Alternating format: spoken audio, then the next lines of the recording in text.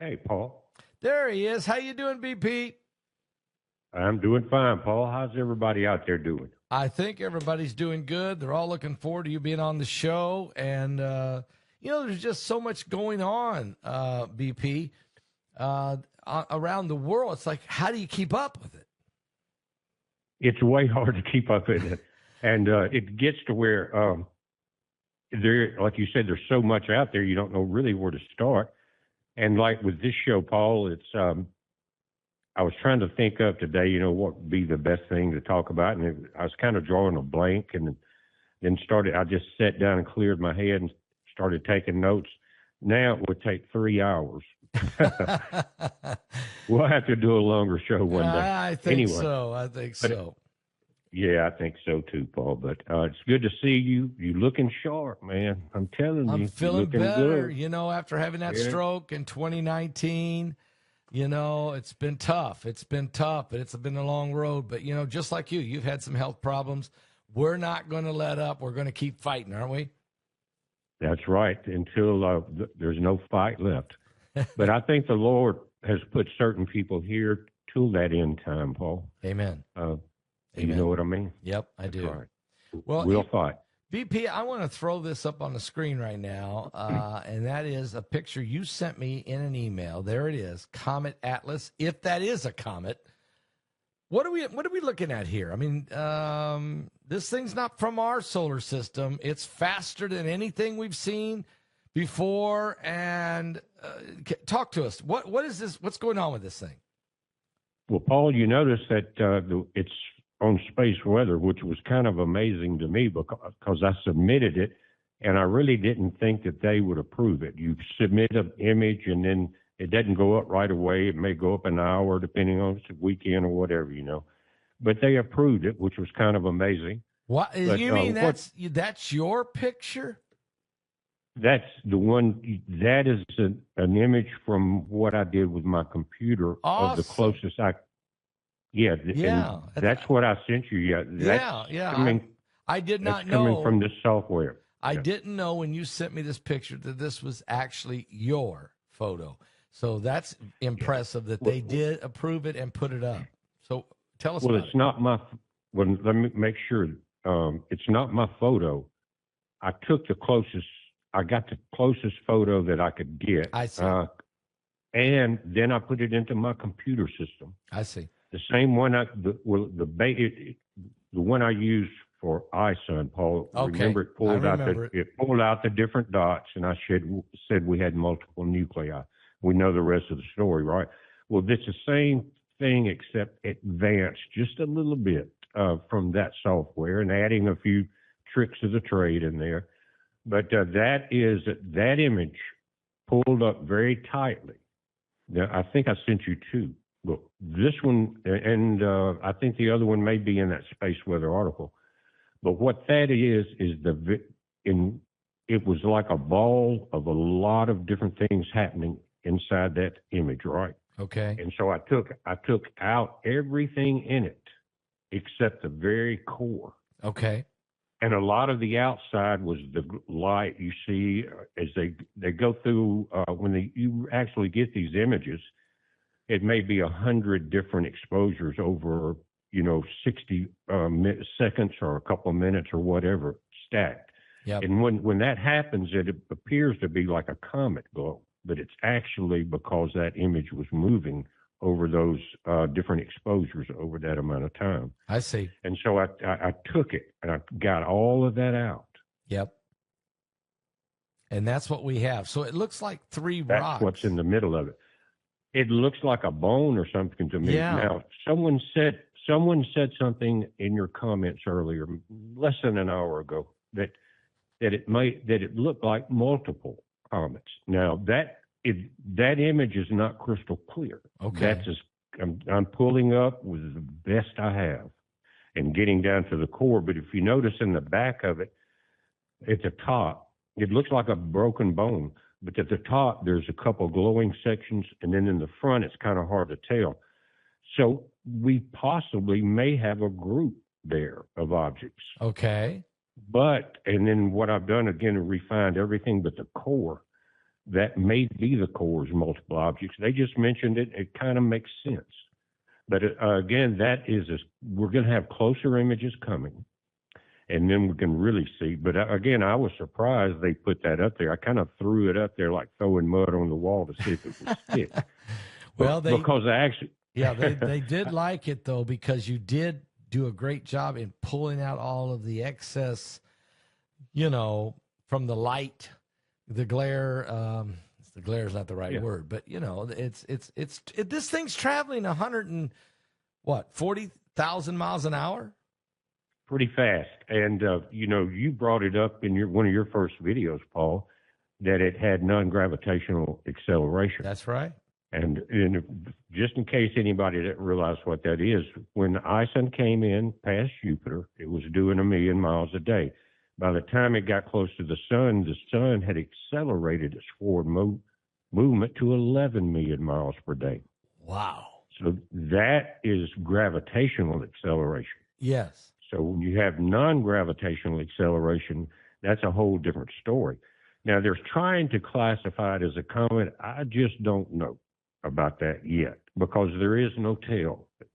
And there's many other images that are in the video that has the image I sent you, and there is no tail right now. But if you go back, Paul, to Oumuamua, remember the first intergalactic or interstellar object that came through? Yes, I remember.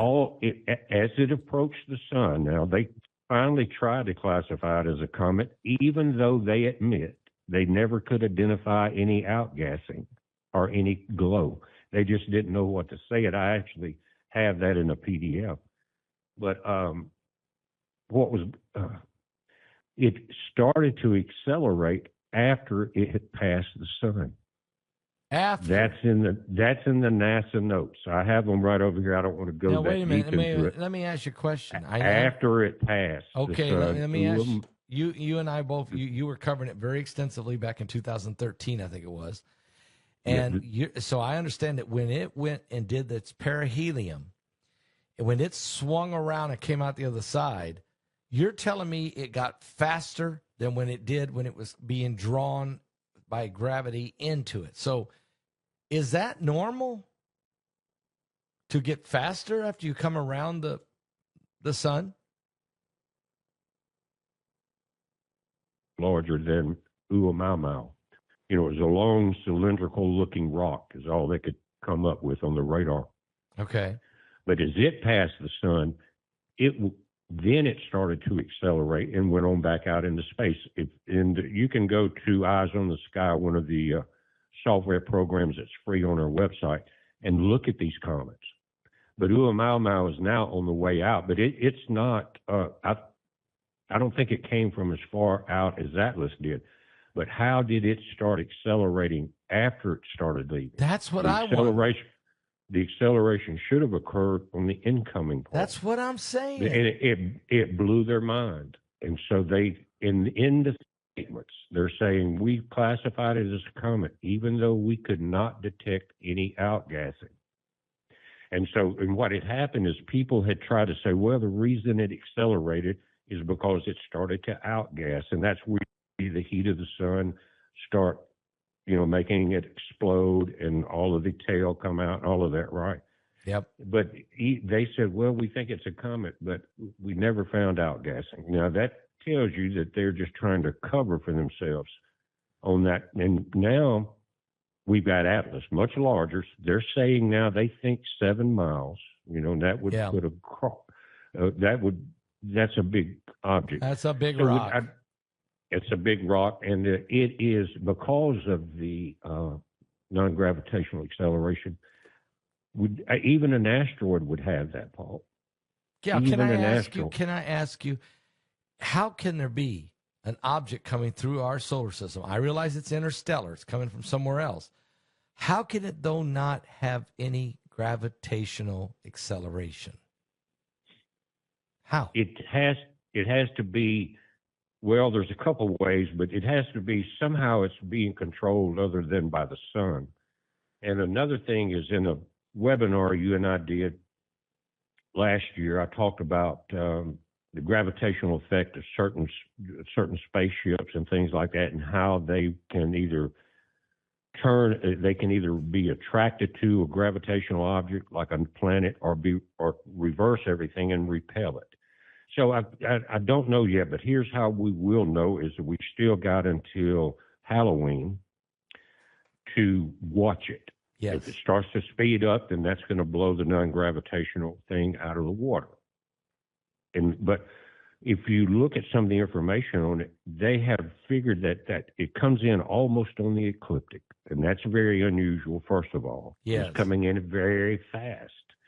Yeah. But the way they've got it set up, it's coming in opposite the rotation of the planet. So they're going around the sun counterclockwise. It's going to come in, and its arc is clockwise. It's not much of one, but it's the perfect angle if it wanted to do a retro fire and go to any of the inner planets.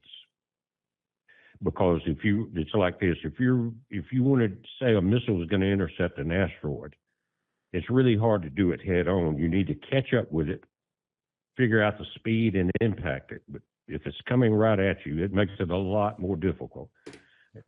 And that may be what we're going to end up seeing. But what I think will happen was, by watching the speed, if we're getting the true numbers, we'll know more about it before then. Okay, let me ask you a question, because now what NASA is saying, they think that one of their existing spacecrafts could intercept this interstellar object. Okay. Help me out on that. Help me understand that's exactly what retrograde orbit it does. And there's a formula called delta V. And it's a triangle with a V. All right, but that's the formula you use if you're going to overtake an object in space. You have to plot in what time you'd have to leave the Earth, would it have to rotate around the Earth, how many times, and exactly what point to intercept an object. That's easy if it has the same orbit as the planets, going counterclockwise. But it isn't. It's going the opposite. No, it's going the way that scientists are saying the most difficult angle to intercept, almost as if it's pre-planned, but the easiest orbit for it to do a retro burn and pull in and do what's called a parking orbit. This is their words, to any of the planets. Even it could do a parking orbit behind the sun or around the sun as an observer. But it could easily come in and catch Mars, us, Venus, or Mercury. Now, if it was going to observe anything in the solar system, it would probably be Earth, since that's where most of the life is. Right. But that's just theory, but it's going to the intercepting. You're going to intercept a 7-mile rock. You're looking at what was the movie where they tried that? Space Odyssey. That, and was it one of maybe 2012? I don't remember. Oh, you're thinking 2012. Yeah, 2012. Yeah. They tried to, and it was a disaster. Now, let me read to you. Here's one thing they're saying, BP. It says, in a twist right out of Stanley Kubrick's 1968, The Space Oddity of 2001 Space Odyssey, he suggested a way that we could use an existing spacecraft already in space to intercept an object's path to test its very hypothesis. This was actually in the movie. NASA researchers are saying that the Juno spacecraft, which was designed to study Jupiter, launched back in 2011, could get very close to Atlas on March 14th, 2026. Juno would have the ability to thrust 1.66 miles per second on September 14, 2025, according to Avi Loeb, the Harvard astrophysicist, and could intercept the mysterious object's path.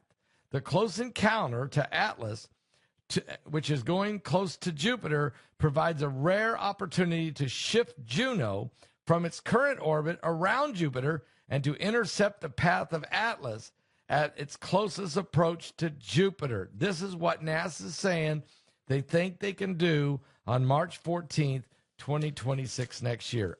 I just is there any validity to this, BP?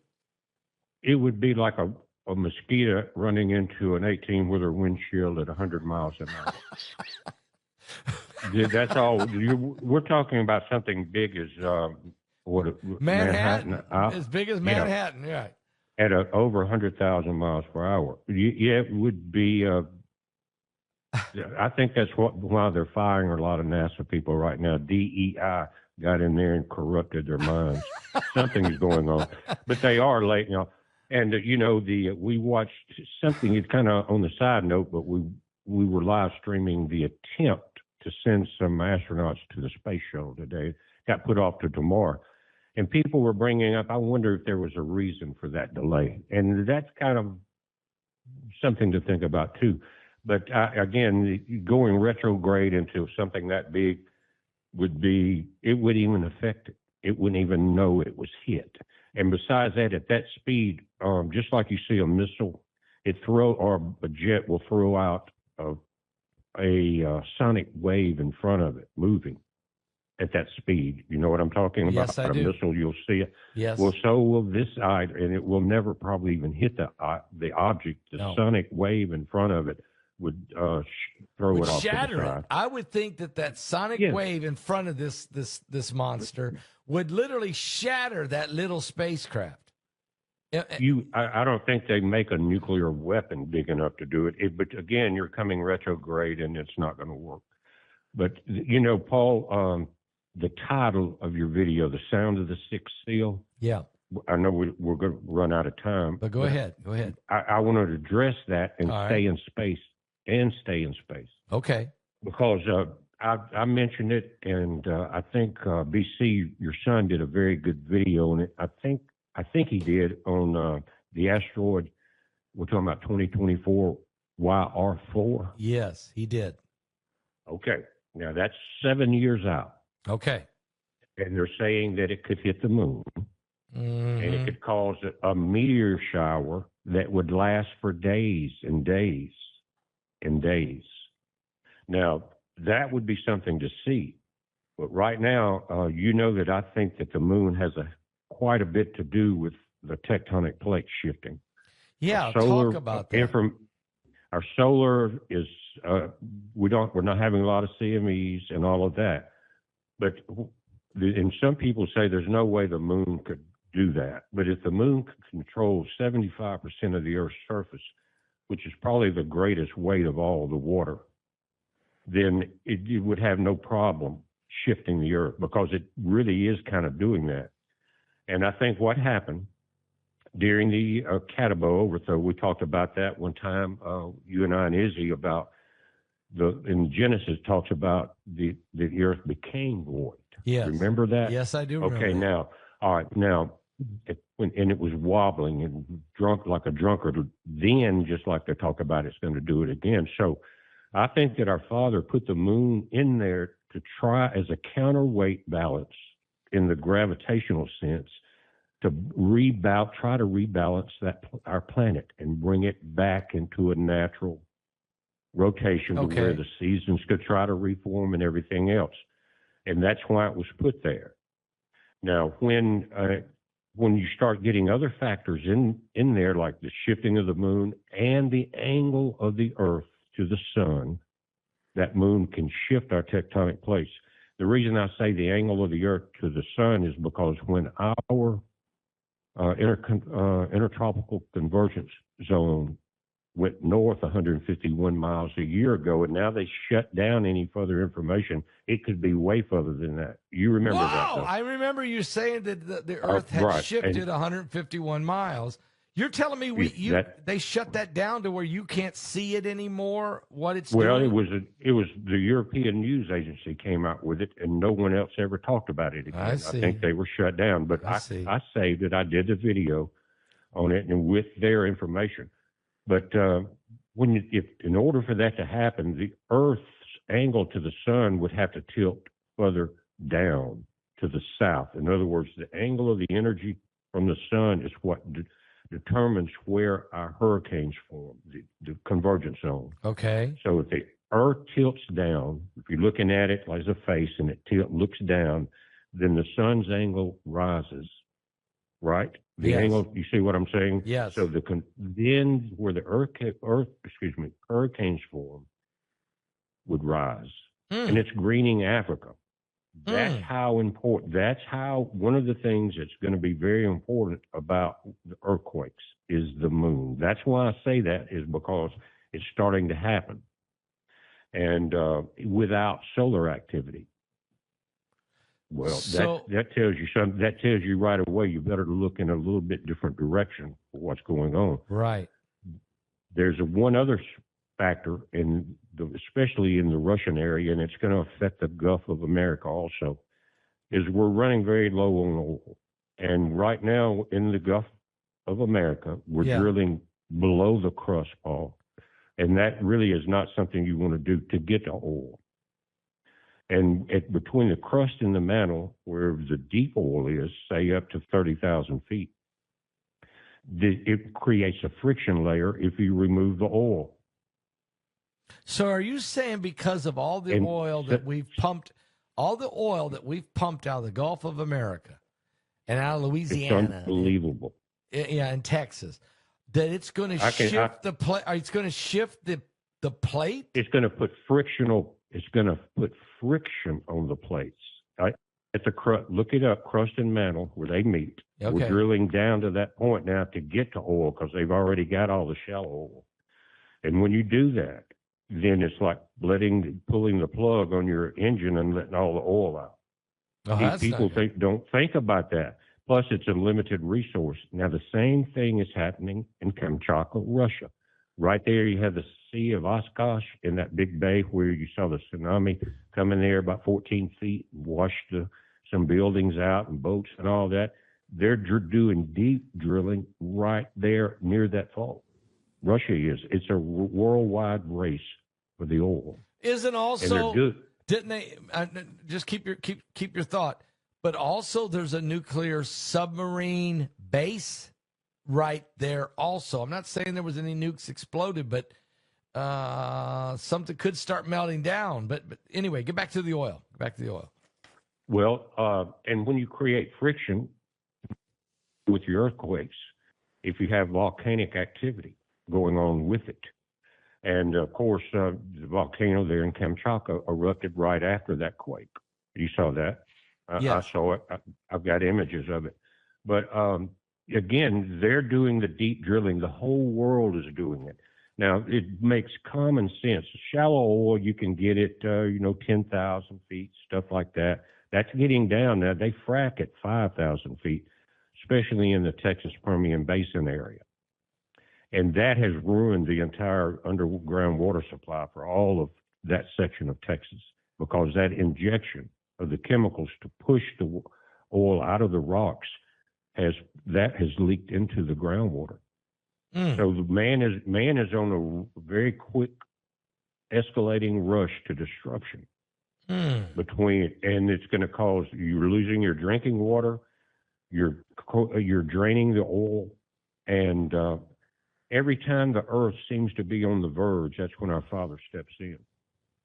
Yeah. Now, you know it, and so we, just like the sixth seal, but what happens after the sixth seal, Paul? The seventh seal. That's right. And that goes to 2024, or for the asteroid that I've talked about and you talked about, and I think BC did a video on it. Yes. That's 7 years out, striking the moon, possibly. It's got I looked at the condition code today, it's 3, and so they're not quite sure. But unlike Atlas, which they eliminated the condition code for, which tells you they have no idea really how close it's going to come to anything. But with Watt 2024 coming out, the sixth seal, you've got the main thing about it, and I think, and I hope that Mike's going to talk quite a bit about it. I think he will. Is that you've got, let's see, you got the sixth seal happening. Yes. Then what happens at the seventh seal? The angel took the censer Yep. and filled it with fire of the altar Yes. and cast it into the earth. And there were voices and thunderings and lightnings and earthquakes, right? That's right. That's the next thing after what the title of your video is. And that matches an impact on our moon. I'll tell you why. Because several days of meteor showers, that would appear. But you would also have the shift, but when you strike the moon, that's why I mentioned how it balances the earth. Yes. Okay? You're going to throw it off balance, Paul. And you're going to have the earthquakes. Massive, great earthquakes. I think. So let me ask you, BP. 7 years out. You're 7 years. It's going to happen, folks, on December 22nd, one day after my birthday. On December 22nd, 2032, this asteroid YR4 that my son BC Begley did a video on and BP Earthwatch has been talking about it. This thing is coming really close to us, but NASA's saying, nope, it's not going to hit us, but it could hit the moon. And what you're saying, BP, if this thing hits the moon, it will shatter rocks from the moon and itself, and we can't miss it. There's no way to avoid that. We're going to get hit with some of that. And right. The Bible says in Revelation chapter 8 that there's at least two big, deep impacts that hit the earth. One looks like a burning mountain that hits the sea, creates a tidal wave, apparently a tsunami that kills or wipes out a third of the ships in the ocean and a third of the life in the oceans.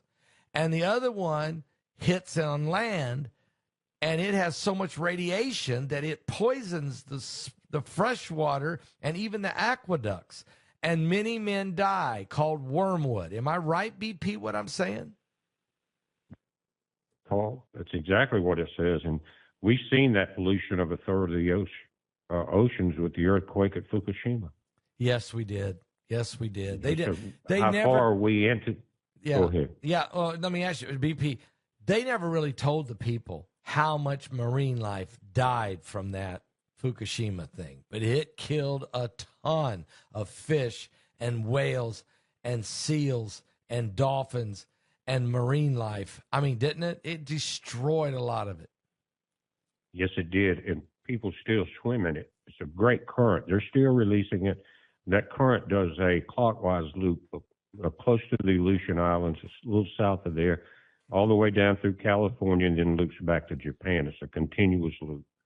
And they're continuously letting it out. And it killed the shellfish up around Oregon and Washington, knocked the salmon population way down. Now, BP, I'm just going to throw this out there for you because this is really weird. I'm not saying this is a 7-year tribulation, but it's really weird that this Comet Atlas or whatever this thing is, it's going to go its closest to the sun on Halloween of 2025, this year. 3.5 years exactly to the day is April 13th, 2029. That's when Apophis either hits us or scrapes by us so close it'd be scary. And then if you go 3.5 years after that, it's your asteroid you're talking about that's coming in December 22nd, 2032. Not exactly 3.5 years, but real close to it. Do you feel like that's weird that we're having these three things, one, and then 3.5 years, this one, and then that one? I mean, is it kind of weird? I mean, should we look at that? Yes, we better look at it. Our Father told us, Christ told us to look at it. Yeah. So I'm going to look at it.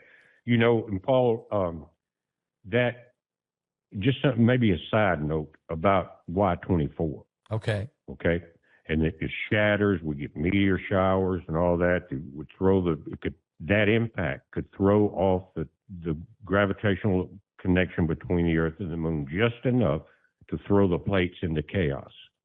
But what else they're talking about is it would wipe out the satellites. Oh, I didn't know that. Oh. The other thing is the space shuttle, of course, would be wiped out. And that's why I mentioned the day that trip to the space shuttle got shut down because of weather in Florida. And you went through some of that. Yes, I did. We did too. I tell you what, we had some of the loudest thunder I've ever heard this afternoon here. Yep. And one of them sounded like a bomb. I tell you what, it was so bad. I got knocked off the air when a lightning bolt hit out here, and it literally hit my microphone, boom, like that. But Wow. my little dog, Bobo, and the two cats we got out there, they were so afraid, and usually cats don't care. They were so afraid, they were crying. They were crying. I mean, I never heard cats cry, but they were that afraid. Animals have a sense that we don't have, Paul. Yeah, you're right. And they are blessings from our Father. And some say even guides to let us know what's really going on, because they have, again, a lot better hearing, a lot better smell, and a lot better senses. My Huskies, all 9 of them, can read my mind somehow. If I'm thinking, about, I can think maybe it's time they want a snack. They'll look at me and jump up and go running around in the kitchen howling, doing the husky howl. I don't know how they do. And they could do that just if you think about it. Thinking about it. That's something. Maybe the look in my eye or something. I don't know what it is. Well, I mean, no, seriously, there's a connection there. You got 9 Huskies, by the way. You got 9 Huskies. 9 Huskies, a lab, and a shepherd. God. Most are rescued except 6 of the Huskies. One of them had a litter, a female, with our male Husky when we rescued her. And she gave us 9, and we rehomed 4 of them when they were 8 weeks old to very close friends of mine. And I check up on them very regular, but we have 11 total and some cats in the barn. God bless you. God bless you. Down there in Jackson, Mississippi, God bless you. I mean, that's wonderful. That's wonderful. Yep. Well, Paul, let me say one other thing. I know we're running out of time, but we're talking about the satellites and the space shuttle and the meteor showers, right? Yep. Because of YR4. Well, in Hopi legend, at their date of the end of this current age, when they stop their ceremonies, is how they say it, or the end of the current age, is that the blue star falls. Now would be, and it's called a house in the sky falls. You see what I'm saying? Okay. And that is that's what they call it. That's what the space shuttle is. It's the only house in the sky that we have. And it would create more or less, if it was knocked out, this star effect. And that's what they're talking about.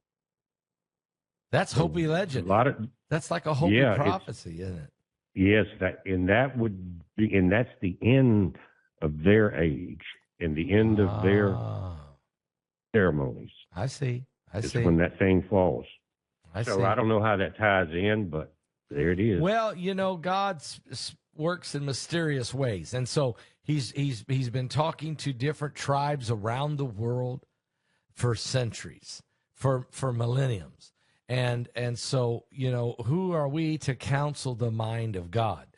God loves everybody, and he's trying to get to people. Right. So the Hopis have been very accurate with prophecies in the past.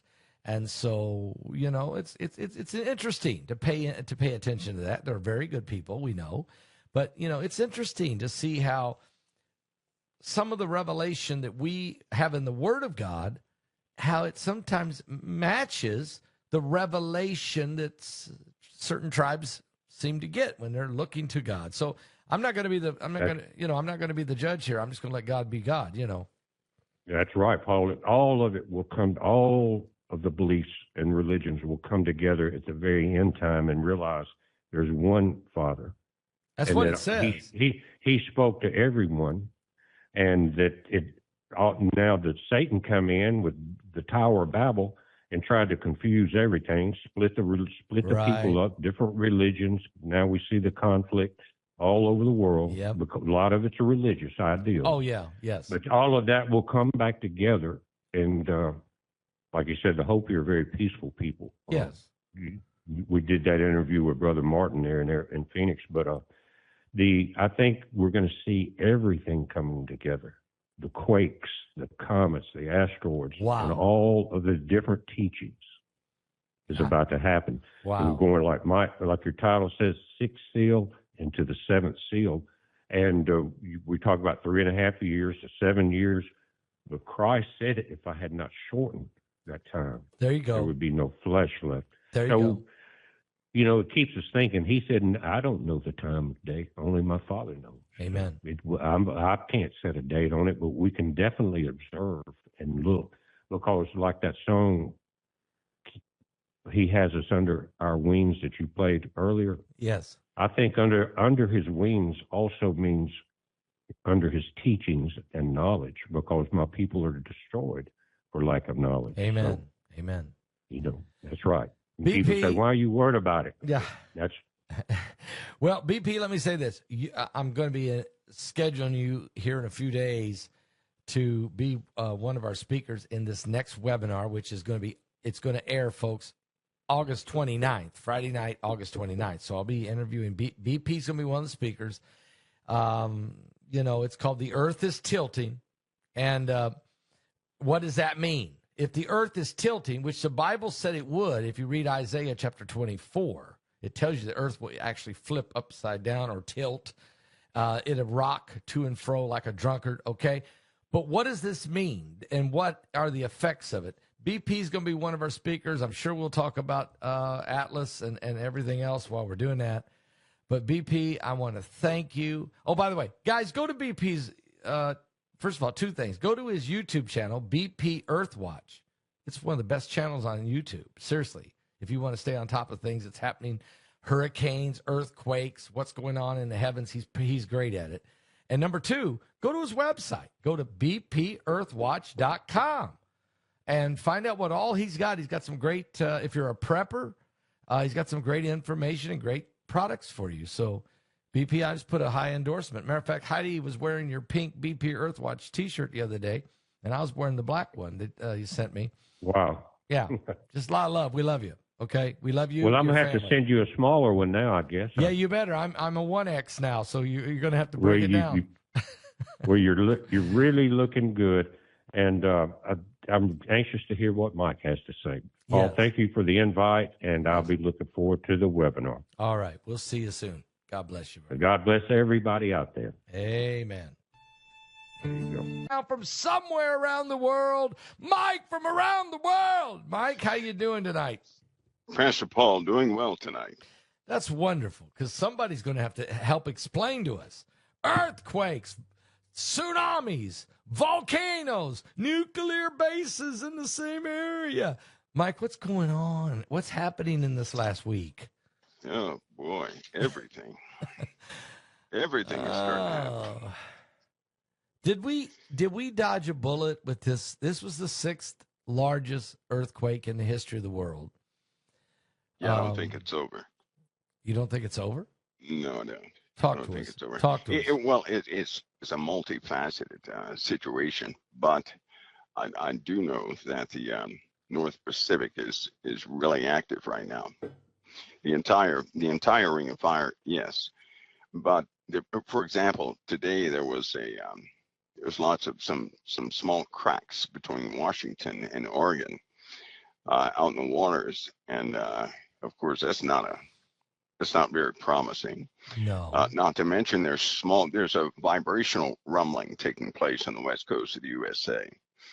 So if the Ring of Fire is losing its stability because of plate tectonics, we're in for a brand new ride here. Okay, and while this is going on, yes, we know Atlas is coming. The sun is very volatile. You've talked about in the past the 5 waves of energy. We have wars, rumors of wars.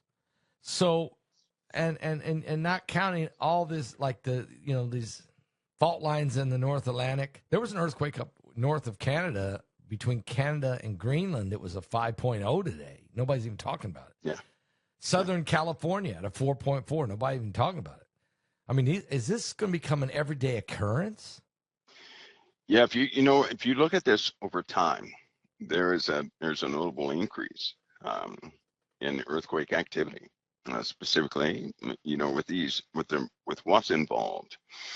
At first, the sun did its due diligence on the Earth, but now we have other forces, right? If the sun's energy, if its influence is minimized, we will automatically have an influence from another source. It's kind of like having a magnet, right? And another magnet behind it. If you move the closest magnet out of the way, you still have magnets behind it. So you're going to have some sort of interaction between those forces. And there's also a reason that we're getting these, well, I can't let that one out yet. Let's just say that Atlas, okay, go ahead. the Atlas, this Atlas issue, where it came from. Okay. There will be observations of others coming from a pretty high arc. They will, the next ones to be discovered, right? If I'm right on this, if nothing else hits, there's some high arc objects that will be headed in our direction. Are these interstellar? Yes. Okay. Yeah. So even that will become, that's not going to be an unusual thing. I just believe that we're in a very different part of existence right now. It's not like we have space mapped out all the way. And there are some unexpected things happening. And of course, I believe we live in a binary system. So the forces of this binary twin, right, are going to interact on the solar system, which means here's the one. I'm not the only one, watching Jupiter. Do you know that Jupiter is our protection? You know that, right? If something happens to Jupiter. Why is it our protection? Because it creates a balance with our sun? Well, it does that, but its gravitational pull protects us from a lot of objects. The secondary line of defense would be the asteroid belt, right? Okay. If something happens to Jupiter, that's taking the gates down, and the inner solar system is highly vulnerable. The only reason we have not been, obliterated so far is because of Jupiter. Well, praise God. To say that bluntly. Praise God. So yeah, the solar system is set up in this perfect sense for protection. It is absolutely perfect in what it does. But if something happens to Jupiter, all the inner planets are going to be in trouble, including us. I mean, big time. Because if anything disturbs the asteroid belt, just think about that. I know we have a lot of objects coming in. Yes. But think about what these objects could potentially disturb. That's one thing sometimes we will fail to think about, is that if anything disturbs our satellites, if anything disturbs the asteroid belt, right, that could potentially end us here on Earth. But we don't want that. Well, think about something getting past Jupiter, and it goes right through the asteroid belt. It's going to be like a pool table, right? You can have one object hit another. They're going to be headed in towards us, towards the sun, right? Yes. That's going to be right in our orbit. So we'll have a meteor storm that we didn't expect. That's almost a guaranteed impacts on the Earth, right? And if something hits these satellites, if anything hits these satellites, it's going to be like a ricochet. One will ricochet off the other one. Satellites carry some pretty volatile pods, right, with some dangerous chemicals inside. Some of these satellites are small cubic. Satellites are very old, right? Think of a container like a half gallon of milk that if it fell into the atmosphere, it could kill all life on Earth in probably about a month. BP talked, we just had BP Earthwatch on just before you came on. And he was talking about, we were talking about Comet or the Atlas, whatever it is. But he kept saying, here's the problem we have. And that is there's that asteroid YR4 that's coming about 7 years from now that may not hit us, but now that it could very well hit the moon. And if it did, it would create some massive explosion and rocks flying and first of all, it would shatter the object, but also the moon itself, and we would be, we could be affected by it. We would be affected by it. Where are we If at with something, that? Do you have some well, calculation? if anything hit the moon, first of all, we're gonna be in trouble, right? Yeah. The that gravitational field that we share, right? This balance that the Earth and the moon is in is very delicate. It's also pretty strong.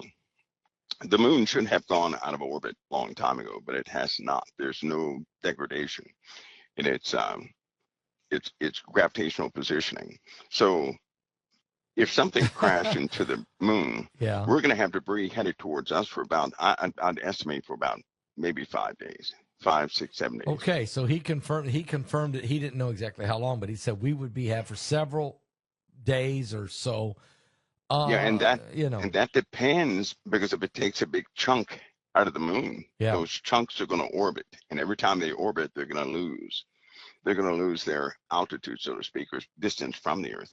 So they'll crash into the Earth too. Yeah. Right. They had a simulation on this, and based on the chunk taken out of the moon, we could have some sort of meteor storm for about a month, up to a month, right? Depending on how much material is ejected from the moon. So that wouldn't be good. And yes, there is a possibility of these objects, right, disrupting, hitting satellites, hitting the moon, right? There's always that possibility. We've been blessed so far that we can see an object that's way out there and nothing has hit that object, right? Yeah. Now think about Atlas. If it comes in and something hits that object. Now two things will happen here. It could alter the trajectory of Atlas. It could also send debris directly towards us. It could send more junk towards us, right? So, and it's so far out there, this could happen at any time, which is why, Space Command, those guys track things like that to see what could potentially happen. But I think that to minimize this one would be a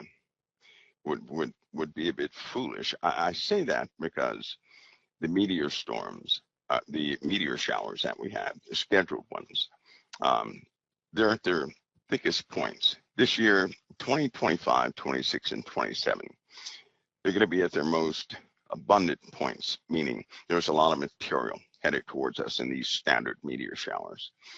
Because of that, we already have, in a sense, debris headed towards us.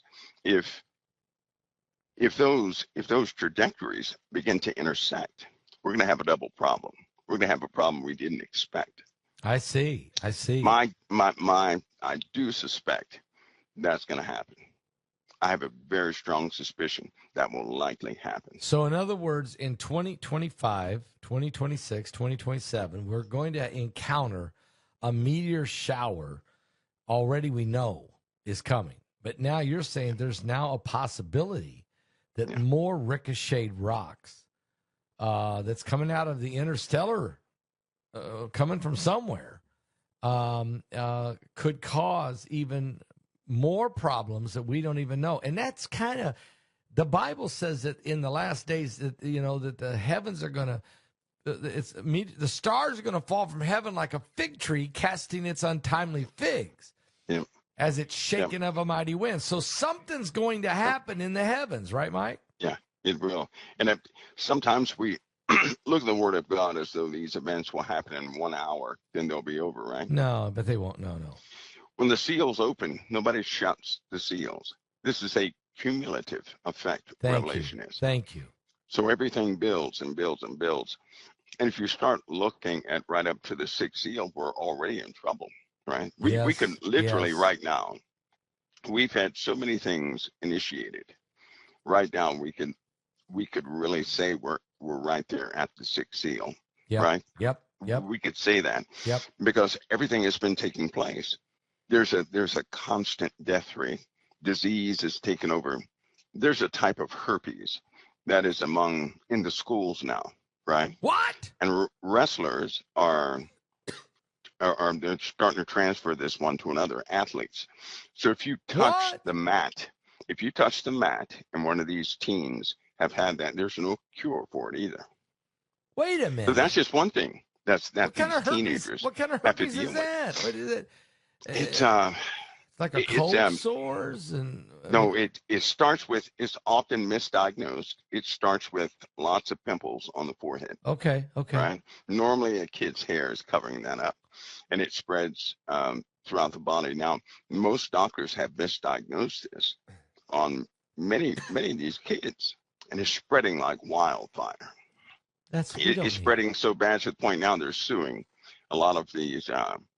Some of these parents are starting to sue the schools, right? Because they didn't safeguard against Oh that, no, we're right? so you're saying contact sports Yes, could start yes. spreading a type of herpes virus.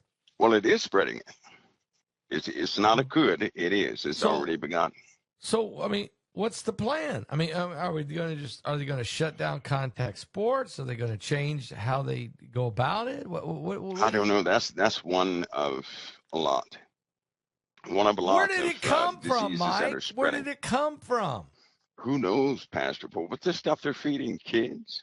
You know, I got a question for you. All the Okay. hamburgers that people eat, why don't I ever see a lot of cows in every single state to account for all these hamburgers? I'm just saying. Mike, you're trying to say that the hamburger might be not really beef, but something else. Well, I mean, all these, McDonald's and all these Whoppers, All and right. Where's you all the should see, meat? Where's all the meat yeah, coming you from? should see cows every 10 feet, but you don't. Are they using human? You don't. Are they using humans, Well, Mike? we know that they've been growing meat for a long time. We know they have the bioengineered labels, No, it's right? not meat. It's not We know the meat. laws. There are laws now that state that these fast food restaurants do not have to put a bioengineered label on their sandwiches and things, right? So it's No. everywhere. It's No. everywhere. Yeah, it's No, not good. Mike. Okay, Not a good thing. so Anyway, these go diseases ahead. are Go ahead. spreading, Pastor Paul. So Okay. not only these diseases, the death rate, all right? Look at it. We've had a severe lack of childbirth lately, Yes. right? It's almost a 1-to-1 ratio between those who are born and those who die. That means we have a stagnant civilization. It means we're not growing, right? In fact, I believe they said the death rate has overtaken the birth rate, which means there are more people dying than being born, so nothing is being replenished. More and more families have decided not to have children. This is a big problem. In 2023, 2024, and 5, more people have decided not to have children. It's almost a 50% cut in the population, just like that. You know how they state that they want to decrease the population? Depopulation. Yes. They already effectively did that. You stop childbirth. That's how you do it. And you don't have to do that evasively. You psychologically, right? Divert or just turn people away from having kids. How do you do that? Through struggling, right? Financial management, financial hardships, Yes. differences of all these things are happening. It has worked. It's worked. It's effective. And war. So Look what's going on. war. Mike, we've been But on I'll the tell you what, brink of war in Cambodia and Thailand, we are. India and Pakistan, China and Taiwan. And we've already got the wars in the Middle East. We've already got Russia and Ukraine. And I don't see any of those. I don't see a remedy. Do you see a remedy? No, in fact, there is an escalation point coming. I believe Russia has a mandate. Remember last week I said, poor Russia, they have some soul searching to do, right? So maybe this earthquake helped them out, but they really do have some soul searching to do. Yeah. And it does not look good in the Middle East. It simply does not. It does not. There's an air of false peace that people should be feeling right now, right? It's almost like all the horrific news has stopped, other than weather, of course. But you have these countries getting ready. I mean, they're really getting ready. Turkey is going back to the negotiating table with Syria and Israel and some other countries. That'll be the end of this next week. We're going to see what comes out of that, because if they don't have some sort of agreement going forward, the financial strain It's just taking away too much now. It's taking away What about somebody. what about the United Nations? Emmanuel Macron leading the way. Everybody got together except the United States and Israel, and they literally are going to this September. The UN in New York is going to be ugly, trying to force. They want to force a two-state solution, Mike. Well, we know what's coming. We know what's coming. Yeah. We know what's coming. The USA and Israel are, well, the USA in particular right now is being isolated. Yeah, You're right. Thought it looked bad for Israel. You just wait. AI is out, right? Artificial intelligence is out. You have other countries who in about 4 months' time, they're going to be on par with the USA, very diverse in a lot of ways. They will join hands together, right, within this digital infrastructure against the USA. And the USA knows it. The Trump administration is aware of this. He has a lot on his plate. So what we're in the middle of right now is a true global change. I mean, it's a real global change, and it's going to cause additional pressures in several areas, but it will eventually lead to war. There's no political solution. War is an extenuation of politics by other means, and so here we are. We're going back to war again. In my opinion, war has never stopped. Right. It's not stopped. It's been going on for some time. And then these national disasters are only going to, make it worse. We're coming up to a season now. They know we have inbound forming storms. They already know that. They know the damage. The potential damage of these storms is going to be, Mike, beyond belief. Remember when you said there's going to be thunderbolts?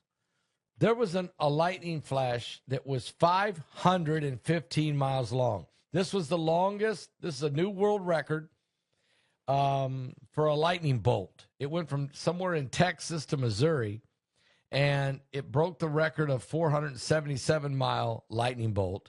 They know this because of satellites watching the.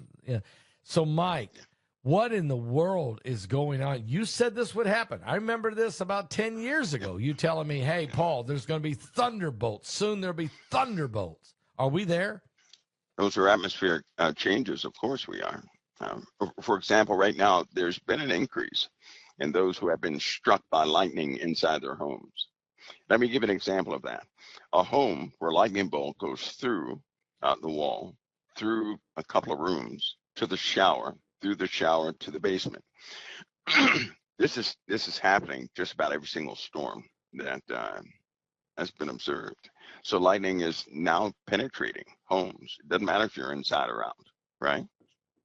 Which personally I think is a good thing, because people should understand that they're being kept by God's grace, not by human intuition and cleverness.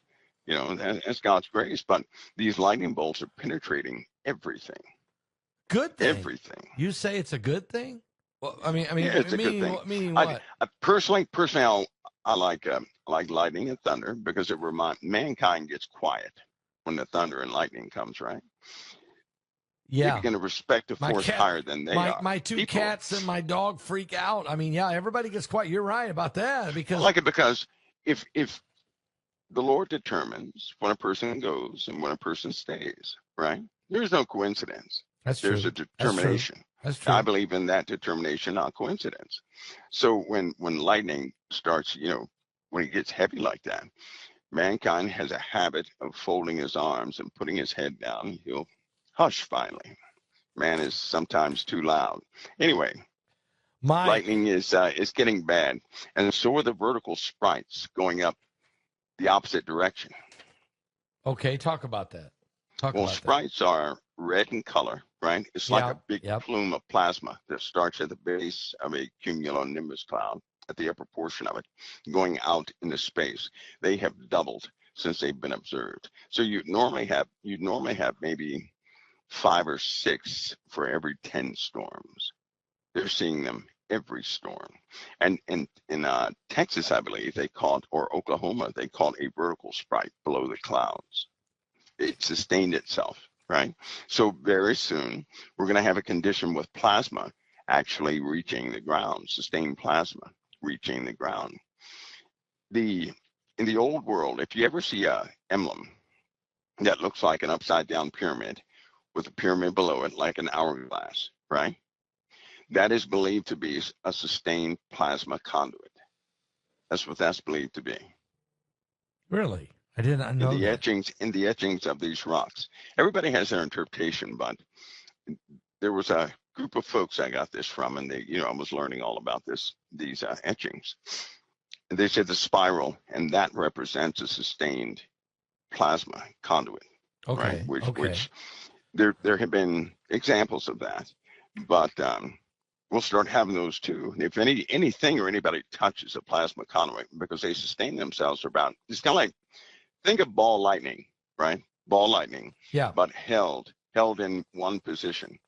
And if anybody goes near that thing, they're going to get zapped. They sustain themselves for about 2 to 5 minutes, and then they're gone. All right, Mike. CERN.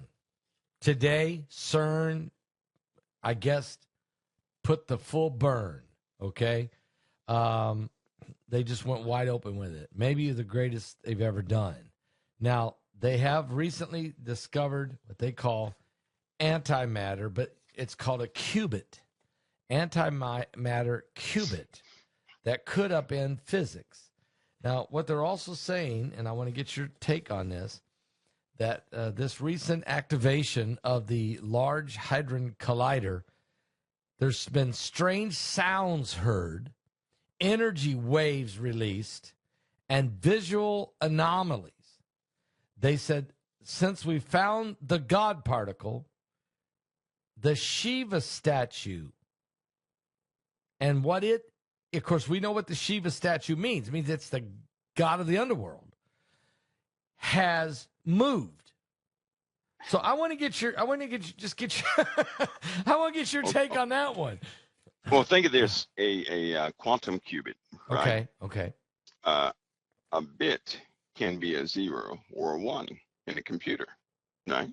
Okay, yeah, you're right. A qubit can be a 0 and a 1 at the exact same time. Like a negative and a positive at the same time? At the exact same time, right? So in essence, an answer to a question exists the moment you ask the question, right? Okay. So it's in quantum computing, they have determined, it's a better translation if they were to say that information is being pulled from a parallel existence, right?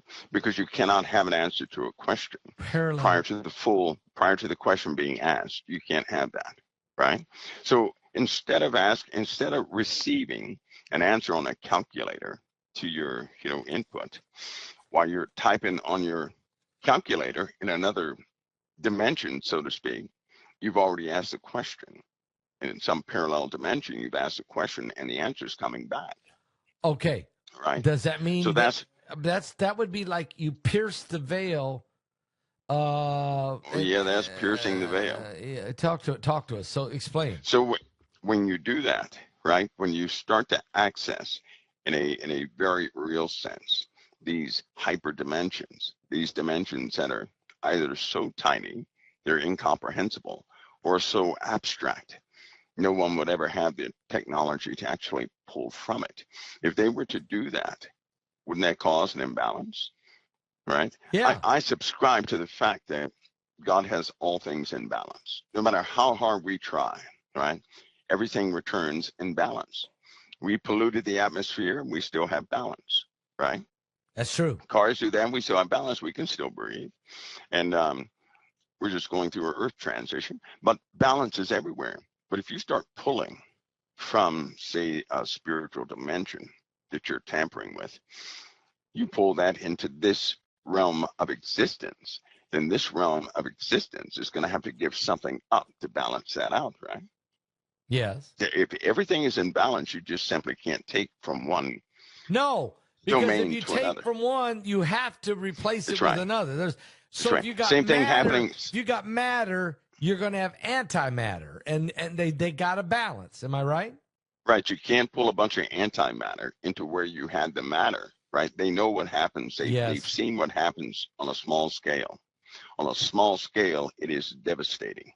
And so this is why you have a lot of scientists who have been removed from CERN, right? Because they believe that something has already happened. It's just that the people are not aware of it. Well, right? no, that's right. That's right. And in quantum computer, when you're dealing with quantum computing, it is an impossible science. It is incredibly abstract, weird. They call it spooky sciences, right? Yeah. So of course, you're going to, in order to get antimatter and things of that nature, you're going to have access to a realm. Now, here's the funny part. You ready? I'm ready. I'm ready. They know that purely through technology, you cannot access that realm. I'm going to give you a key that goes all the way back to the beginning when they started this stuff. Okay. In order to access those realms, in order to have the weapons they want, in order to access some of the technology they're really trying to make work, you have to access the demonic realm. Period. Whoa! So Point you're blank. saying that, like for instance, the nuclear bomb, these type of weapons of mass destruction, you got to go beyond nature's physics, beyond astrophysics, beyond mathematician geniuses.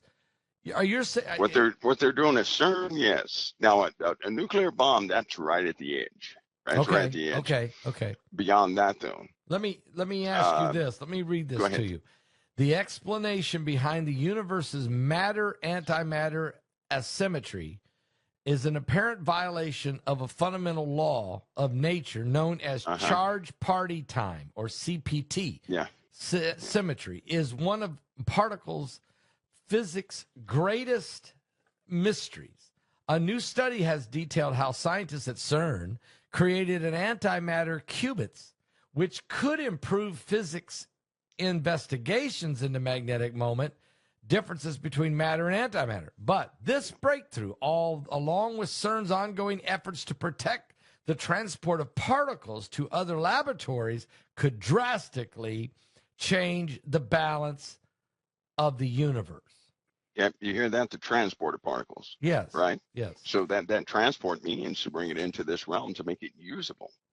They can observe it. They can even have measurements concerning it. Okay. They can even recreate it. But what they can't do is they cannot to utilize it. That's a different mechanism. And with quantum computing, they're actually doing it on an information level, right? Okay. All those folks working on those quantum computers, they were scared 3 months ago. Something just kind of shook them a little bit because a very complicated algorithm. They needed the output. Now you're talking about an algorithm that all the computers in the world would take about 1 million years to produce. They get back before they even finish asking what the algorithm is. Really? So just let that sink in. All the computers in the world, including the supercomputers and everything that Elon has, right? Mm-hmm. All these, everything the government has would take about 1 million years to calculate what they were looking for. A quantum computer, it solved the problem before they could finish asking or inputting all the values for the algorithm. All right, Mike. So that's like you typing on a calculator. You want to know 100 times 1,000. Before you finish typing 1,000, the answer's back to you. That's what happened. That's wild. That's the impossible. That's the paradox. I see. Right? That's what they don't understand how that's working. I see. They do not. Mike, I'm going to go to a sensitive subject right now, and I'm going to be careful, and that's the Epstein files. I got to be very careful with this here on YouTube. Right. But obviously, Epstein was Not a good guy. Not a good guy, and there were people who got involved in what he was doing on some level. I'm not sure. Now, there's a lot of guilt by association that the media wants to throw on people. Billionaires hang out with billionaires. That doesn't mean all the billionaires are pedophiles just That's because you associated, because they all run in the same level. They go to the same parties. They go to the same gatherings for charities. They go here and there. Some of those individuals in there are pure wicked, not all of them. Yeah. So we're coming down to this thing now where it looks like we're going to get some information. What is your thoughts on it? I'm hearing that if it was fully revealed, it might bring the government down, but I don't know if that's true. So I just want to throw it out there for you. Well, the time we live in is dangerous. Rumors, right? People aren't looking for truth. That's not what they're looking for. They're looking for their position to be proven right. And that's all they want. I see. So if a person wants, say, for example, a person wants a president guilty, then that person will not accept any other information but information that makes him guilty, right? Those who want him exonerated, same thing. So it's not, people aren't necessarily looking for truth these days. That's not what they're looking for. Yeah. Because if they could just use their own brains, they'd realize something. Everybody in their youth, right, did some things they wouldn't want published to anybody else. Yeah. If anybody's current day relationships were based on their youth, they wouldn't have a relationship. Chances are, right? Right. People change. And just because you associated with a person a long time ago, prior to them, being fully exposed for what they were, that doesn't make you an accomplice in their, exactly right. bad dealings. That's but exactly unfortunately, right. You have a lot of people out there, Passball. You can show them the truth all day. They only will believe what they have a strong desire to believe, or whatever has momentum in the media, right? That's the other part you have to fight. You have to fight the momentum in the media. If you constantly say something over and over and over again, you can take a rumor and cause that to be truth by way of the media. And now you're fighting an unfightable fight. I agree. So in this case, if information did come out, because of how polarized people are, it could pause the government. It could cause a big problem because people would not accept it, right? They just wouldn't accept that somebody could be innocent. They wouldn't accept it. Okay, so in other words, they would assume guilty. They would assume the worst. Are you saying Yes. the public, the media? They would say something is missing. They would always still say something the is worst missing about everybody. That's right. That's right. Well, the thing if it came forward and say a certain person had nothing to do with any of that, you know what the people would say, that they don't really want it that way. They'd say, no, they're holding it back. Right. There's no way they're not win. bringing forth all the information, and that would continue and continue and continue, right? Yep. Which is why but this does raise an opportunity for people to see a mechanism at play. Okay. When anything like this happens, and by the way, it's not initialized by America. I'll say that. But when something like this happens, it causes the populace to become stagnant, right? If you look right now, because of the Epstein files, the economy has plateaued. Yes, it has. It's flatlined. Flatlined. When people have a question in their mind, they will not go forward. Yep. So then those who govern this globe, they can't have that. No. So they always, at any time like this, and there's only been a handful of times like this, they change the story. Yep. They change the story. So it's a good time for people to observe, right? To see how that mechanism is going to work, because they will change.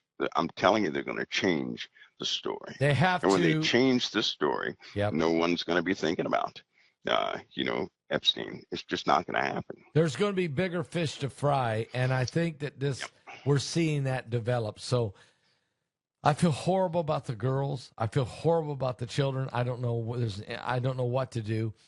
I know Epstein was a weirdo. I know he was more than a weirdo. He was a demonic. No, he's not pedophile, by himself.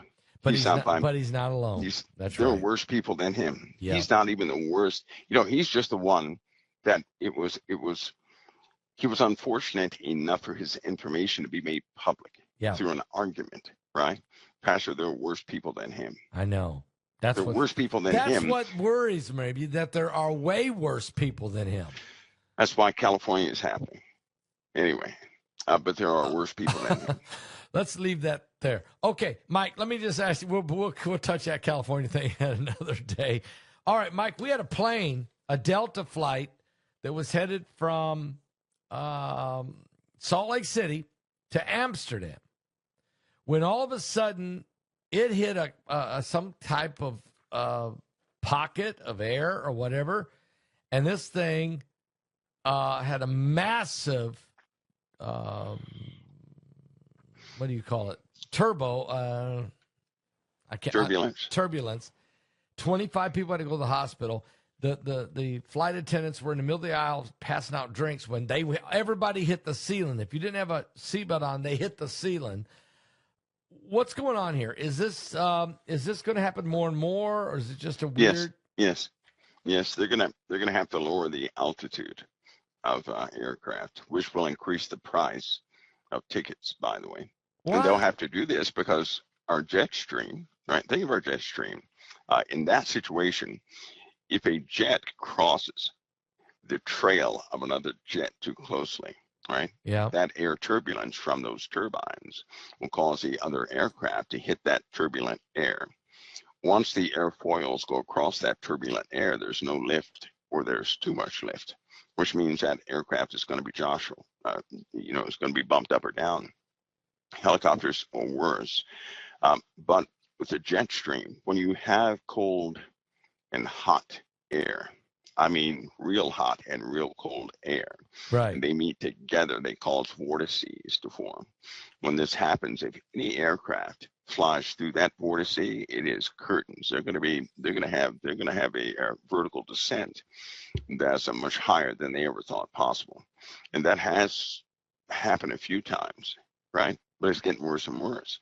This hot and cold air where they meet, the temperatures are unbelievable. Right? That's why it snowed in Lake Tahoe when it was hot one day, snowing the next, or Lake Tahoe, and it went away, and that happened in June, right? And there have been other temperature shears like that. They will get worse until they hit the point where aircraft will not be able to go to a certain AL or altitude, so their FL level is going to be quite low. That's good explanation, and I think it's important that people understand with this jet stream, what you call atmospheric compression, it's going to cause the planes to have to fly at lower altitudes. Right. Is it also going to affect the hurricane? What do you think about this year's hurricane season? I'm down here in Florida, so we always are, we're a little nervous. We're really watching. Do you see it being worse? I mean, the water's hot. It's been 100 degrees here, Mike, every day for the last 10 days. Pastor. Okay. Pastor, they're going to have to, I'm telling you, they're going to have to come up with a new chart for some of these, some of the power involved in these hurricanes. Atmospheric compression is higher density in the upper atmospheres, right? Yes. As we continue to go along, we have, to put it bluntly, a type of dust settling in the upper atmosphere. Every time that happens, the density goes up. Every time the density goes up, right, when this dust accumulates, heat can transfer from one molecule to the other. Where it was once hardly anything up there, right? Now it's starting to heat up. Anytime you have a hot upper atmosphere, this changes the potential energy and a few other properties in the upper atmospheres affecting everything below it, right? Okay. Take earthquakes, for example. And this is something that if you have a hotter upper atmospheric condition, it will increase the magnetic and voltage potential from the ground or the magma up into the upper atmospheres, right? This can cause magma to heat up in certain spots much higher than what it normally would. When that happens, it can cause slips in the crust of the earth, right? Yes. Because inside the earth governs the electromagnetic fields around the earth. But if you start to increase the energy out there, it's going to flow right back into the earth again, right? And it's going to cause this effect. Well, we're starting to have that. That increases lightning potential, static potential, right? Plasma potentials. That small difference in temperature of the upper atmosphere can alter everything here on Earth. That's what we're saying. We could throw all the cars away, seriously, right now. The Earth is too active. And it's happening because for the last 6 years, we have absorbed a lot of radiation, more than Normal. any other Way, time way more than we've ever normal. recorded, more than we've recorded. Galactic cosmic rays have been coming in like it's just it's just one of those things. We have a weakened heliosphere. The shielding of this solar system is not what it used to be, and so you have a lot of galactic cosmic rays penetrating the solar system. Well, the Earth is going to observe some of that, right? And anybody with one of these particle tanks where they can see high-speed particles, people can make those at home. You can see the increase in these galactic cosmic rays going right across those platters. So that will continue. That's why they're building these neutrinos. And of course, the facility in the Arctic is not helping either. What Because facility? it also, well, I can't talk. You have to look at that one, but wait. it will increase atmospheric temperatures. At least my estimate will be about 3 degrees. You know, Okay, and now they're the using Arctic it a is lot. the Arctic is the North Pole. Mm-hmm. There's a door up there, you said. Okay, so you're saying the facility in the Arctic is affecting. Well, let's be fair. They have 2 twin facilities, Okay. right? So if you find the information out about the transmitter in the south portions, you'll know about the other one, and the other one is in a far more, you know, So if critical I spot. find out about the transmitter in Antarctica, I'll know more about the facility in the Arctic. Twin system. It's a twin system. Is this man-made? 23. This is man-made, right? Yes, it's Okay. man-made, and it is, Pastor. It is. It's enormous. It's one of the most. It's the most powerful machine on the face of the earth. Wait a minute, Mike. I thought CERN and No. It's just that nobody.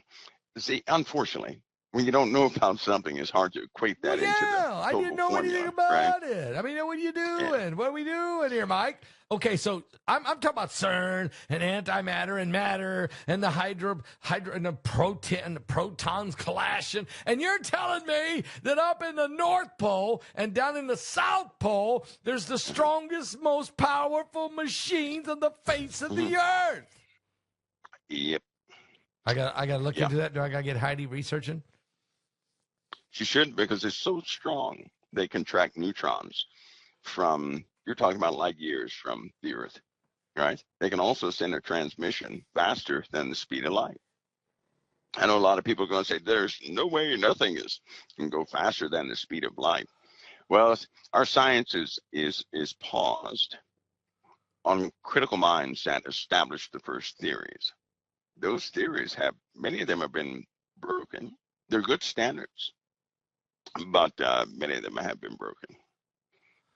Okay. And if people don't, and seals are going to break. The seals are cracking. Would you agree with me that in the Bible, the sixth seal? I'm saying that the sixth seal, we can hear the sound of the sixth seal cracking. You know, is the Earth tilting? And we're going to do a webinar, Mike. We're doing a webinar. Well, we're tilting, all right. Yeah. Okay. The name of the webinar I'm trying to figure out, is it the sixth seal is breaking or the Earth is tilting? Maybe I'll use that term. But we're going to do a webinar on this Earth is tilting and all the things going on. If you can talk to us, I know some of this might be classified, so you can't go there. I realize it. But if we can talk a little bit and theoretically about this Antarctica and Arctic and when you say the Earth is tilting, all right, well, what's causing that? Is that Planet X? What's going on here? That's a few things. The water on the Earth, right? Okay. If something could move the water, because it's a known fact that through water transfers, the Earth has actually tilted, right? A few degrees. This is through dams, right? Through the transferring of water, the Earth has actually tilted. What do you mean the transferring of water? How's water being transferred? Well, look at all the water that's being transferred from in several places to India on a continuous basis. Look at the water diversion plans that they had put in place. China did a lot of it with that dam that they had in China, right? Okay, I get it. When they stopped up that water, they actually caused an imbalance. I agree. As a matter of They fact, did that. BP Earthwatch just typed in the chat room, the Great Dam in China tilted That's the right. earth. Okay. So think about if they can do that with a dam, what would happen if, I don't know, something could pull the tide in one direction just for a few seconds? What do you think would happen? It would shift the whole earth. There you go. So guess what? As it turns out, even by modeling and simulation, it only takes a half hour, strange maneuver from our moon to tilt this earth in a way that we'll never forget it, right? That means any force external from the moon, or some hiccup from inside the earth, or some hiccup inside the moon or the sun or anything, could actually alter the moon just a little bit, and it would absolutely alter the whole face of the earth. Will that mess? Think of that. What does that do to our brains? Can I just ask that question? If the moon can alter the fluid of the earth, what does it do to the human brain? I mean, a lot. They sent those cosmonauts up without the shielding of the earth, and they lost their frontal lobe connections. Their neurological connections did not hold, right? Is that Minds. Is that back in the 60s?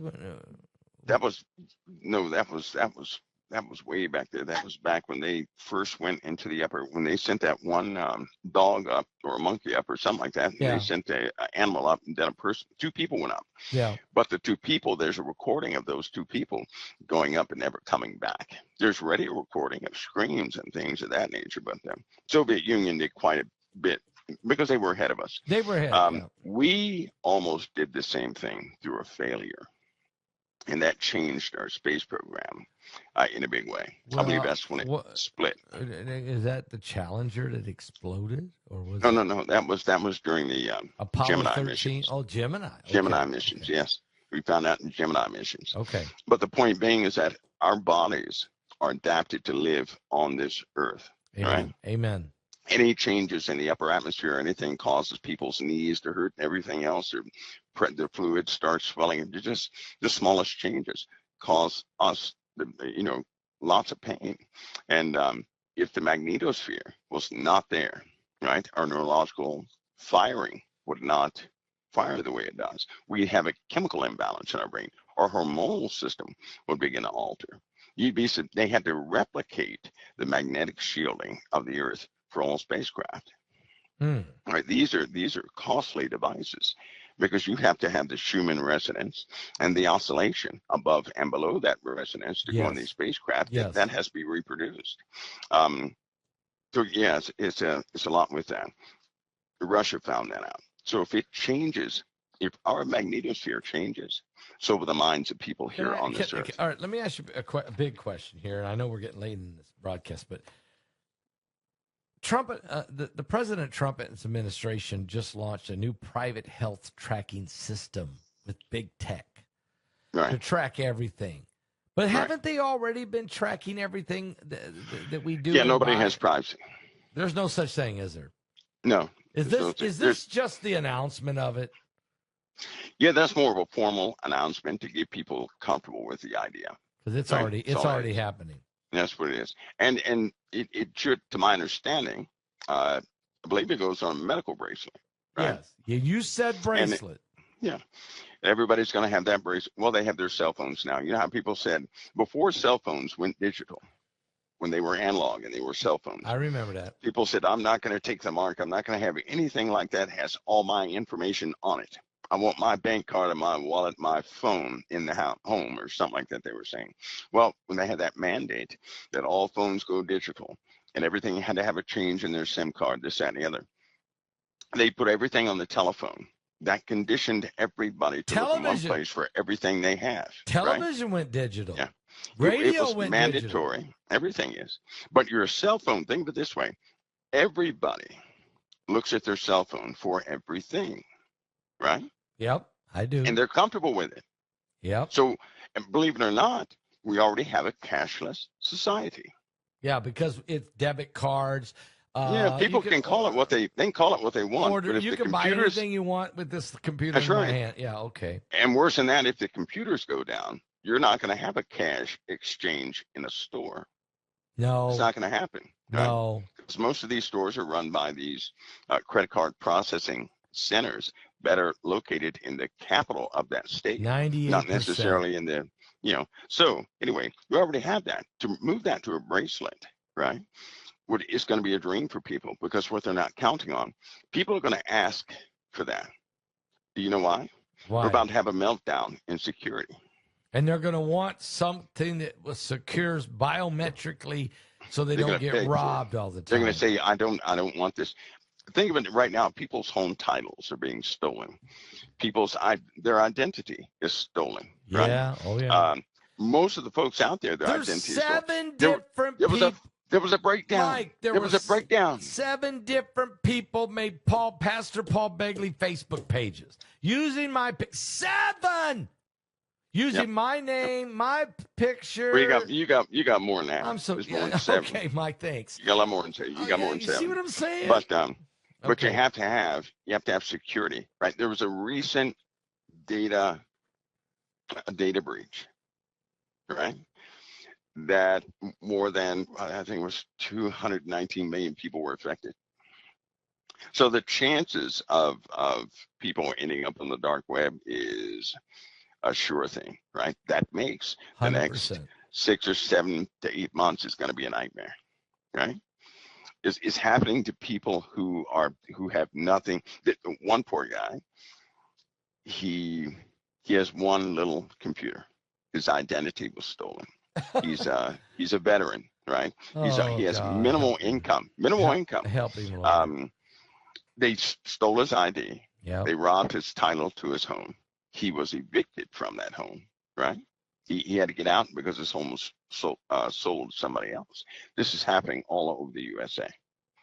All over the USA. So the USA is a target for that. People are going to beg for the biometric bracelet that secures them 100% because they can't deal with being robbed every other day. That's right. Have you checked your device lately? Has anybody checked security on their phone lately? It is asking you to accept biometrics and get rid of your passwords. I know. That's your This happened to me. Lightning hit my microphone the other day. I was live on the air. Boom. Okay. It was during the earthquake. It took me about 9 minutes to get back on. People were still waiting. Okay. I got back online. Okay. Here's what happened. It knocked when I went to go to my after I got off the air that night. I went to check my emails. I couldn't get in my email. It said, "What is your name?" I typed it. "What is your password?" I put it in. It said, "Well, we're going to say, what is this? What's this email here? Give us the number of this email. We're going to send you a code." I said, "Okay." So I did that. I got the code. I gave him the code. It said, "Okay, where's your backup email, your wife's backup email?" I said, "What for?" So I give him that. They said, "Wait till you get a code from her. Then you got to send it back." Mike, how many hoops do I got to jump through? What in the world's going on here? And then it asked me if I was a robot. And I almost went here and clicked this thing here what changes my voice that I can, Well, let me get something to search for, Pass Balls, for everybody, right? There's a sequence of numbers that you press on your phone, 4 digits. I am 4 digits. I am not a robot. I am not a robot. You see what I'm saying, Mike? Go ahead. Yeah, you ready? 4 digits you press on your cell phone. I want you to look this up, though. It's 4 digits. Once you press those 4 digits, it will tell you if anybody's listening on your device, if anything is open, if anything is transmitting. Then there are 4 other digits you can select to disable any access to your phone, right? Normally, people have everything open on their phone, and they don't even know it. They shut it down by way of the settings. That does not work. Now, there's another layer to security to every single phone. So do the other one to verify it, just shut it. In fact, there are over 200 special codes. You never have to open up anybody's phone that you can operate that phone from just pressing 4 digits at a time to control everything. And it's a call you make, 4 digit. It's a 4-digit call. How do I get that? How do I get that 4 digits? Look that up to see. Do this in your search bar or in your leisure. Look up the 4-digit code, right, to find out if security is enabled on your phone. It's like a 4-digit code that you call. So you're going to press like star. It'll be like star something 6 pound, and you'll press that and push call. It will list everything open on your phone, and then do another search to find out the ones that close it. Yeah, Okay. just do that. It's on the internet, right? It's only 2 deviations, and I believe in the USA only 2 So deviations. I go on there and I say, hey, give me the 4-digit code that would that's a tech or it's a that will list. it'll list um, running devices on your cell phone, right? Or open ports or listening ports on your cell phone. It's What a is call. that? What is the 4-digit call that you can make to your phone to list all security parameters? What Is is what you want to do. Okay, I'm trying to figure out what this sound is here. Hang on, Mike. You got a sound on there? There's some kind of sound coming from somewhere. I'm trying to figure out. Okay, list the running. Go ahead, say that again. Running security. Let me see something. I may have seen your email on this one, so you won't have to go through all that. Yeah. Why don't you, if you don't mind? Okay. When I get another spot, I'll send you an email. Okay. I'll send you 2 numbers you call, and it'll show you, and then you can choose to disable any access to your phone. Okay. Again, most people have access to the phone, and it's going. You can shut all that down. You can't do it by settings, but you can do it by making a call. Okay, I didn't know that. So if you'll and that's public information. Okay. It's just not it's advertised. It's public, right, but not advertised. Right. So you're going to send that to me so I can help me out here, and I can get that done. Okay, I appreciate you doing that. I didn't know that. I mean, how would I know that? You're right, Mike. Are we? So in other words, biometrics is. There's no stopping this, is there? There's no stopping this. People are going to want to, when they get hit in the pocket, because being hacked can upend your life. It can really ruin your life. You really can. Somebody steals your bank account, right? The bank is going to follow procedures.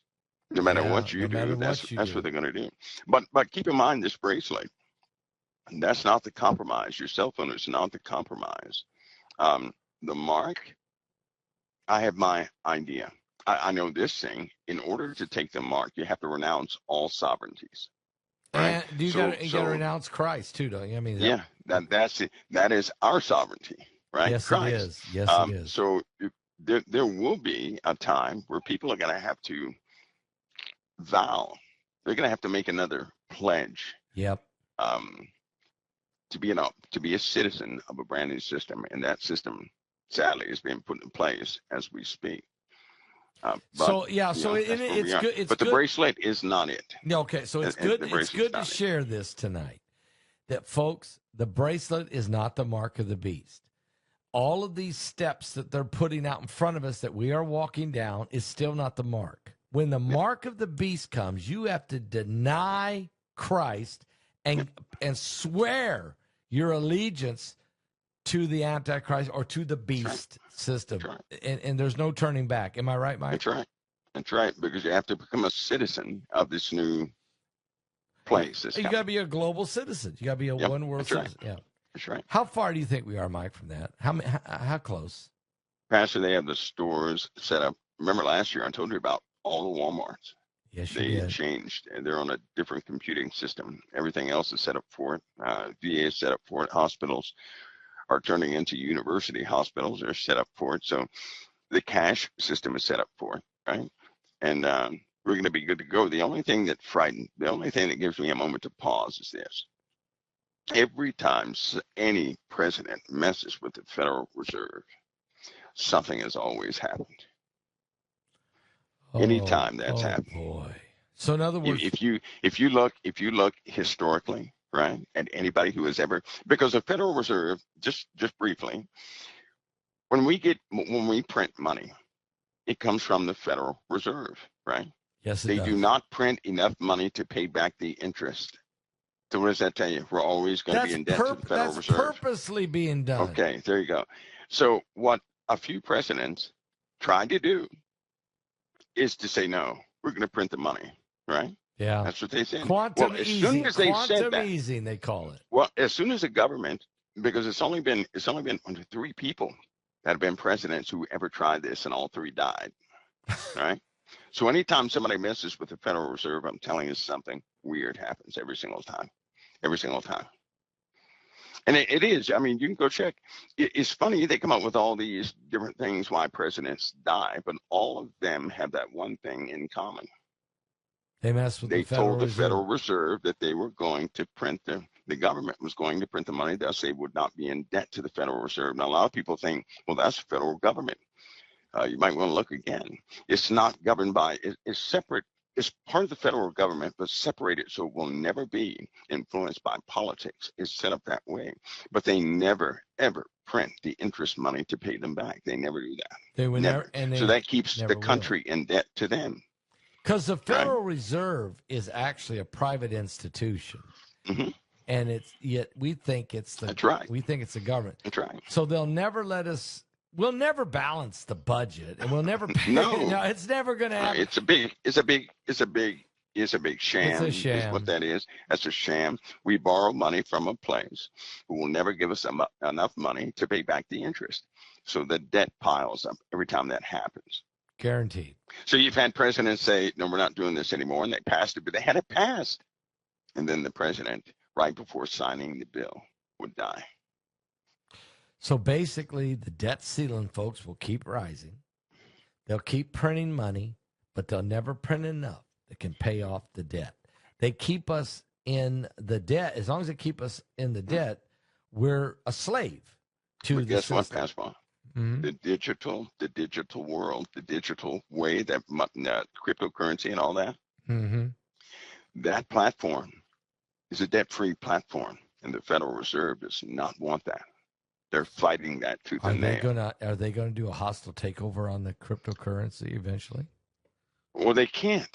They can't do it with that. They can't even break through, all the layers of cryptocurrency. They can't do it. They're trying to stop the government from implementing a system just like cryptocurrency. I see. Because if the government does that, they cannot print a bunch of money and then not give us the interest or, something like that. Anyway, that's going to cause a problem. So when the current president, who they call him the crypto president, right? Yeah, when he starts to get into that makes me nervous. Because so you're saying when Trump trying to push hard to defeat the Federal Reserve could end up losing his life doing that? Well, the other presidents who have tried have died. They ended up the same way. So it needs prayer, and that's a real issue. I appreciate you saying that. I think that puts every person here that should be praying for President Donald Trump because he wants to defeat the debt. He hates it. And he's brilliant with the tariff thing he's been negotiating. He's swinging cash toward America's way like never before. But he wants to take on that debt, and when he does, he's in dangerous ground, is what you're saying. He doesn't like the backroom stuff. He doesn't like that. He don't like that. He don't like secret. He don't like secret societies. He don't like the backroom deals. He wants up front. He wants to save America. He wants but he's in dangerous ground. We got to pray for him and his family. Mike, this has been an amazing show. I mean, really, to be honest with you, this is one of the most, every week we say that. These are one of the most enlightening shows, one of the most powerful shows. But it's because I think these Thursday nights is a great time for us to ask the questions, you to help us find some answers, and us go to the Word of God. It confirms it. And I just want to say thank you for doing this on Thursday nights. I appreciate it greatly. I know the people do. Well, thank you, Pastor, for organizing. I heard BP too, so thank you, BP. Yeah, BP was great. He was great tonight. That was awesome. Yeah, yes, he was. All right, Mike, we'll be getting a hold of you because we're gonna be doing some recording on this next webinar that the Earth is tilting. Is it tilting, Mike? Yes, it is. It is. Okay. Let's not tilt with it. Okay. Let's stay straight. Help me to do that. Okay. All right. I'll talk to you later. God bless. God bless you, Pastor Paul. Thank you so much. God bless. All right. God bless. Bye-bye. This was a good one tonight. I mean, really, we got down and dirty and found some things out that we really need to know. You know why Mike brought up this Mark of the Beast thing? He brought it up. He knows. The tracks are being laid. I had a conversation with Heidi about it today. And I said, Heidi, the president just announced, right here it is. The the Trump administration is launching a new private health tracking system with big tech's help. And Heidi said, Paul, you do understand that it's already been done. She said, when Hillary Clinton was running for president, she was the first lady. She came out with this new health care initiative to do away with written down files and to make everything digital. She said right when that happened, Heidi was running nursing homes at that time. She was a director of nursing homes. And she did that still for several more years, at least another 15 years after this happened. And she said the day that Hillary did that, the whole world changed. It didn't matter. They never passed it. They actually tried to pass the bill in Congress and never got through. It didn't matter. The system went into effect. As soon as Hillary said it, it went into effect. It didn't matter that Congress never did pass it, but it's in play. And so she said to me, you do realize President Trump is just announcing what's already been done. There's no way to turn back. There's no way he can stop it. It's already done. He's just letting you know that big tech is running the show. And there ain't really anything he can do. Now, there's a lot of things President Trump can do to help us. His father furthering the gospel. He's been doing that. Furthering America. He's been doing that. Helping Israel. He's been doing that. Trying to swing some of the tariff money back our way. He's been doing that. But there's certain things that are already too late.